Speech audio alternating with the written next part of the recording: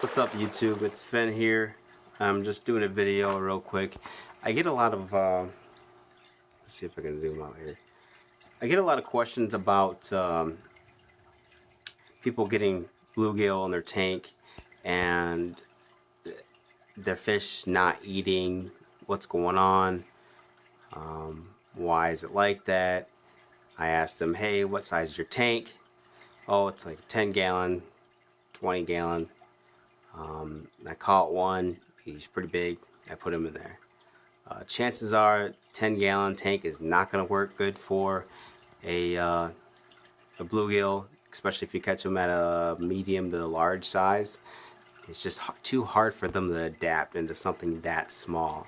So again, I recommend getting a minnow trap and trying to catch babies, usually in the early spring, and to go from there. But I wanted to do another video about properly cycling, your tank. I have a sheet here where I did a bunch of notes earlier today, and I'm gonna go off of. So there's a couple of options you can do. You can cycle a tank without fish, or you can have you can add fish in there to start your process. This is very important to do before you add any bluegills. Bluegills cannot be used to cycle a tank. All right, they will get too stressed out and they will die. So what you want to do when you start cycling your tank, if you're going to start with fish, obviously you're going to add all your equipment. All right, and make sure you dechlorinate your water so it's safe for your fish. First off, you're going to introduce your fish, and some good fish to start with are going to be, if you want to get like a cheap fish, red rosies. You can get some type of minnow, white cloud, zebra daniels, barbs, tetras, or just go out and get your typical guppy that you can buy at your pet store. You feed your fish slowly, not as much, just a little bit of food, okay?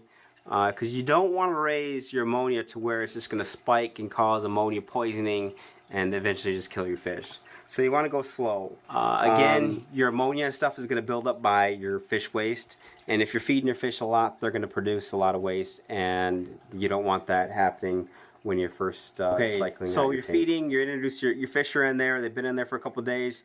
Make sure you're doing your water changes, 10 to 25% every 3 to 4 days to begin with, okay?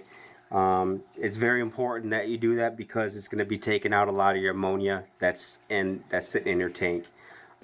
Do your weekly water test. Make sure your tests are coming back good, and so that your fish are not suffering, as well as your tank is on the way to properly cycle and your levels are good.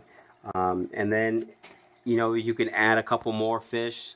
One thing you don't want to do is overcrowd, because again, if you're going to overcrowd, you're going to get a lot of ammonia built up from the waste and food and everything like that can sit on the bottom.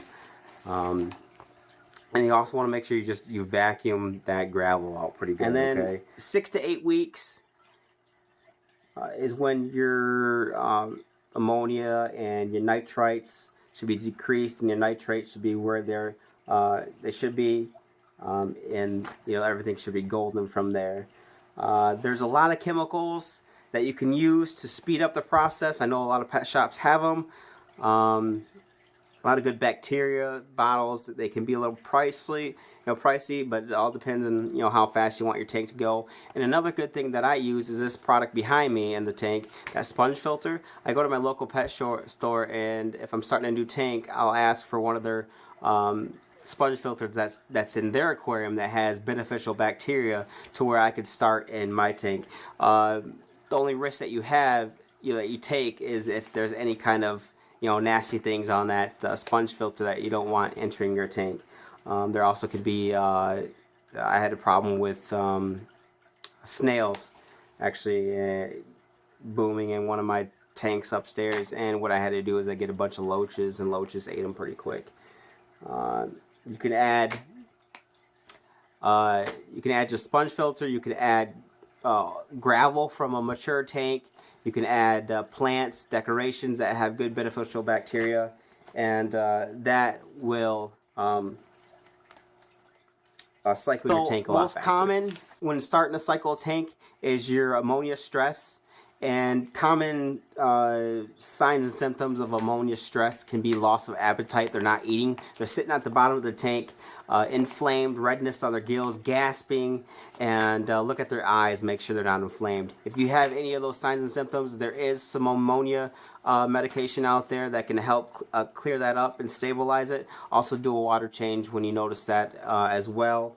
And then if you're still lost and your fish are still just acting weird and you've done everything right, if you have a bluegill, release it. Release it, save the fish, and go to your local pet store and ask the professionals there what do they think. And if you guys have any more questions, I'll try my best to answer them. This is quick. I know I probably looked over some stuff on my notes. But any question, guys, feel free to ask me. I'll answer them as soon as I can. Thanks for watching. Subscribe for weekly videos. Every Thursday I have a new video coming to you. And you guys have a good day, and I'll talk to you later. Thanks.